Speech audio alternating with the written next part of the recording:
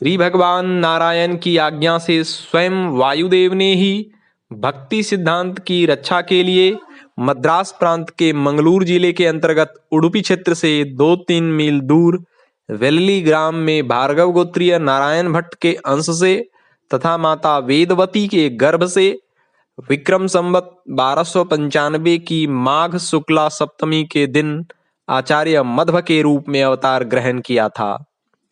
बचपन से ही इनमें अलौकिक प्रतिभा दिखती थी। थोड़े ही दिनों में इन्होंने संपूर्ण विद्या अनायास ही प्राप्त कर ली और 11 वर्ष की अवस्था में अद्वैत मत के सन्यासी श्री अच्युत पच्छाचार्य जी से सन्यास ग्रहण किया। यहाँ पर इनका सन्यासी नाम पूर्ण प्रज्ञ हुआ।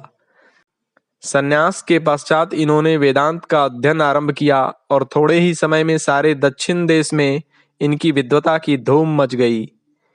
एक दिन इन्होंने अपने गुरुजी से गंगा स्नान और दिग्विजय करने के लिए आज्ञा मांगी। ऐसे सुयोग्य शिष्य के विरह की संभावना से गुरुदेव व्याकुल हो गए। उनकी व्याकुलता देखकर भगवान अनंतेश्वर जी ने उनसे कहा कि भक्तों के उद्धारार्थ गंगा जी स्वयं सामने वाले सरोवर में परसों आएंगी, अतः पूर्ण प्रज्ञ को गंगा स्नान हेतु कहीं जाने की आवश्यकता ही नहीं होगी। सचमुच तीसरे दिन उस तालाब में हरे पानी के स्थान पर सफेद पानी हो गया और तरंगे दिखने लगीं। अतएव इनकी यात्रा नहीं हो सकी।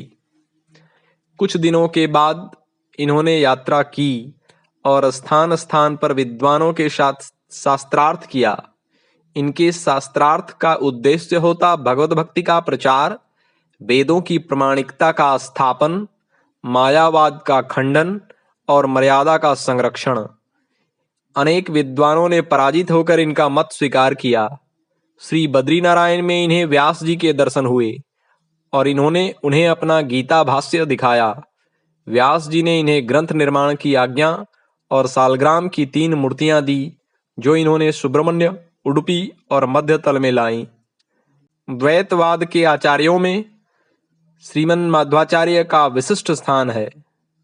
इनके अनुसार समस्त पदार्थों का मूल कारण परमात्मा है। उन्हीं से सारा जगत आविर्भूत हुआ है।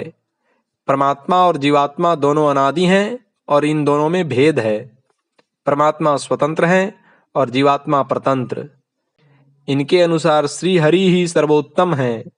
उनकी महिमा जानते हुए भगवान पर स्नेह रखना ही भक्ति है। श्री मध्वाचार्य जी के बनाए अनेक ग्रंथ हैं, जिनमें गीता भाष्य, दशोपनिषद भाष्य, ब्रह्मसूत्र तात्पर्य बोधक अनुव्याख्यान, ब्रह्मसूत्र अनुभाष्य, भागवत भारत गीता तात्पर्य निर्णय, श्री कृष्णामृत महारणव आदि मुख्य हैं।